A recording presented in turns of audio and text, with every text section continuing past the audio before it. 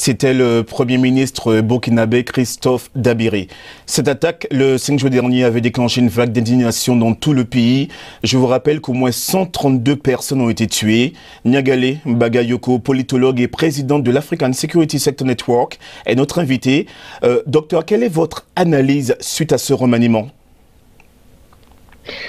Ce remaniement démontre que, en effet, comme cela est exprimé d'ailleurs clairement par les autorités, les choix stratégiques qui ont été faits pour faire face à la crise n'ont pas permis de protéger les populations civiles qui aujourd'hui manifestent de manière particulièrement forte leur insatisfaction.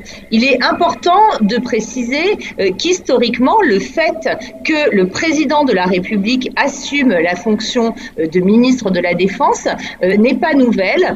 Cela s'était déjà produit lorsque Blaise Compaoré avait décidé d'assumer cette charge à la suite des mutineries de 2011 et de même en 2015 lorsque le président de la transition, Michel Kafolo, avait également assumé cette responsabilité.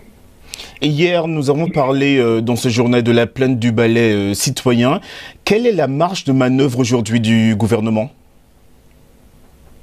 Elle est très étroite parce que on voit que non seulement le nombre de victimes civiles ne cesse d'augmenter dans le cadre de la situation sécuritaire actuelle, mais que la situation humanitaire empire également de manière particulièrement préoccupante. Le Burkina Faso aujourd'hui est le pays du Sahel où l'on trouve le plus grand nombre de déplacés internes. Il y en a presque 1 200 000 aujourd'hui. Des manifestations contre la montée de l'insécurité ont déjà eu lieu, d'autres sont prévues ce week-end. Le président burkinabé pense que les marches fragilisent l'unité de la nation. Qu'en pensez-vous ? Moi, il me semble que on voit aujourd'hui que les questions de sécurité ne peuvent plus être gérées dans la seule intimité de la sphère exécutive.